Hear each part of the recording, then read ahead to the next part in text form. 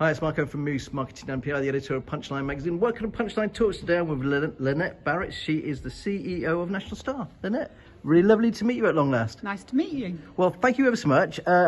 You've been a long journey. You started off as an apprentice, didn't you, at National Star?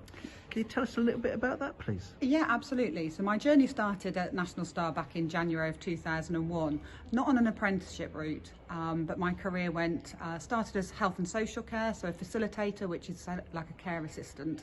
And then I worked my way through the ranks of management was how I wanted my career to go.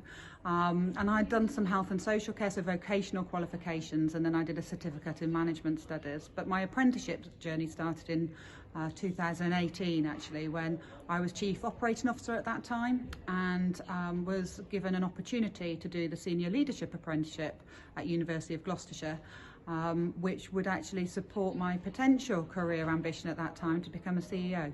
Wow, and how big is National Star now? Because it's pretty huge, isn't it? Yeah, absolutely. So we've got just under 1,300 staff at National Star now, working across 8 locations in Herefordshire, Wales, Worcestershire and here in Gloucestershire, which is where it all started. And I've got to ask you, being a business-to-business publication, what's the turnover? Around about 36 million a year.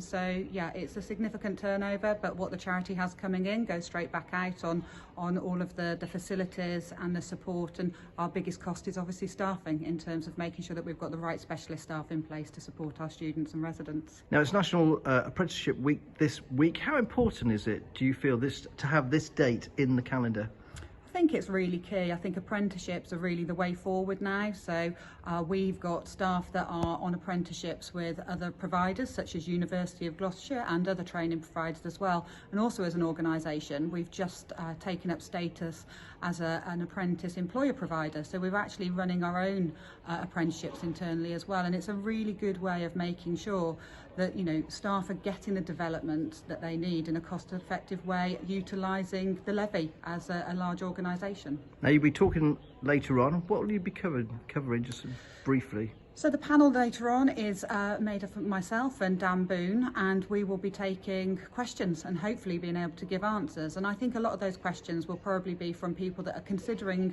taking on an apprenticeship themselves, and from a personal perspective, what the commitment is and what to expect. But I think there'll be several employers in the room as well to try and sort of pick our brains on the value of them offering apprenticeships within their workforce. Lynette, really lovely to meet you today. Thank you ever so much. Lovely to meet you.